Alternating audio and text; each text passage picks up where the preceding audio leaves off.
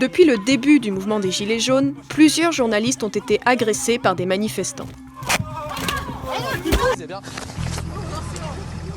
Une page Facebook a même été créée pour recenser ces attaques. Et début janvier, BFM TV a boycotté la mobilisation pendant toute une journée après l'agression de 2 de ses reporters. Même si d'autres gilets jaunes s'interposent souvent pour les protéger, les journalistes parlent d'une méfiance et d'une violence grandissante envers eux. Alors, comment expliquer de telles tensions entre médias et gilets jaunes ? D'abord, une mise en contexte s'impose. La défiance est généralisée dans la population.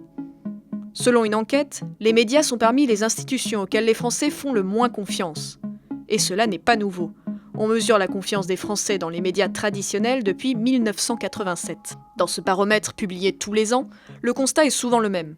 Seule près d'une personne sur 2 environ croit que les médias rapportent les événements comme ils se sont vraiment passés. Parmi les créateurs de ce baromètre, il y a Jean-Marie Charon. Je suis sociologue, je suis rattaché à l'École des hautes études en sciences sociales. Et mon domaine de recherche depuis de nombreuses années, c'est la question des médias, de leur transformation et la question du journalisme. Pour lui, dans la méfiance des Gilets jaunes, on retrouve plusieurs éléments, certains déjà présents ces 30 dernières années. Premièrement, la tension entre mouvements revendicatifs traditionnels et médias. Et ça, on peut l'observer depuis 1995.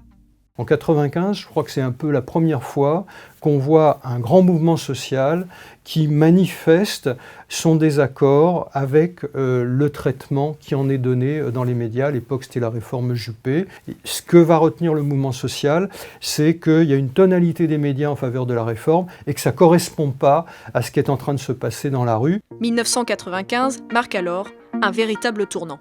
La tradition des grandes assemblées générales en période de grève ou les grandes assemblées générales étudiantes, c'était d'accueillir les journalistes sur le thème « ils vont pouvoir témoigner de ce qui se passe dans nos rencontres ». Et à ce moment-là, on a vu aussi les portes se fermer sur le thème « vous n'êtes plus les bienvenus ».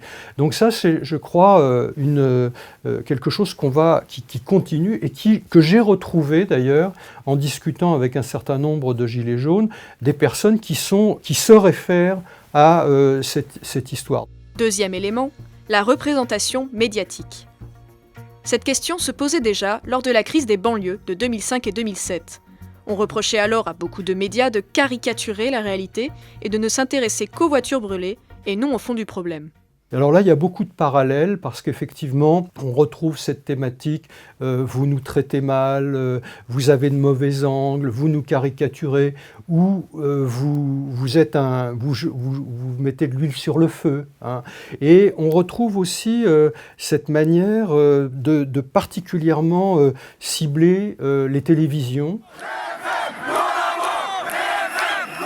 Il y a aussi cette question de quelle est l'image que vous projetez de nous, dans quelle mesure le traitement médiatique qui est fait de notre problème participe du problème, quoi. Les Gilets jaunes ont basculé dans la violence. Manifestants violents et forces de l'ordre, des violences délibérées. Cette manifestation, elle était magnifique, pacifiste, il n'y a eu aucun débordement. Mais de nouvelles critiques ont aussi émergé avec force chez les Gilets jaunes. Notamment la question de la propriété et du financement des médias.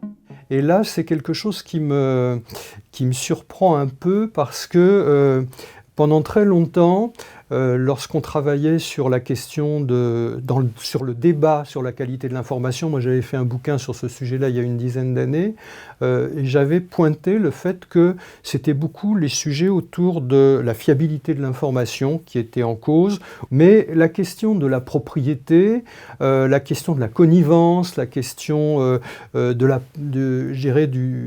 la pensée unique, tout ça, qui étaient des questions qui étaient très présentes dans le courant intellectuel critique. Je pense évidemment à Pierre Bourdieu. Ça, c'était pas quelque chose qui était très répandu dès qu'on entrait, je dirais, dans des groupes de réflexion, dans des groupes de discussion très larges socialement. Et là, dans la dernière période, on voit que c'est un sujet qui est très fortement mis sur le devant de la scène. Je ne pense pas qu'on puisse trouver comme explication le fait qu'on aurait une aggravation de la concentration. Si vous regardez la situation des années 80, des groupes comme R100 par exemple étaient extrêmement présents, Vivendi était déjà extrêmement présent. J'ai l'impression qu'aujourd'hui on en tire une représentation comme selon laquelle il n'y aurait absolument aucun degré d'autonomie des journalistes et des rédactions, ce qui n'est pas quelque chose qu'on puisse démontrer lorsqu'on fait un travail d'analyse et d'observation. Autre élément plus récent qui vient encourager la critique dans l'espace public, le contexte politique. Depuis plusieurs mois, les attaques envers les médias se sont multipliées dans les discours des politiques français. Nous avons une presse qui ne cherche plus la vérité.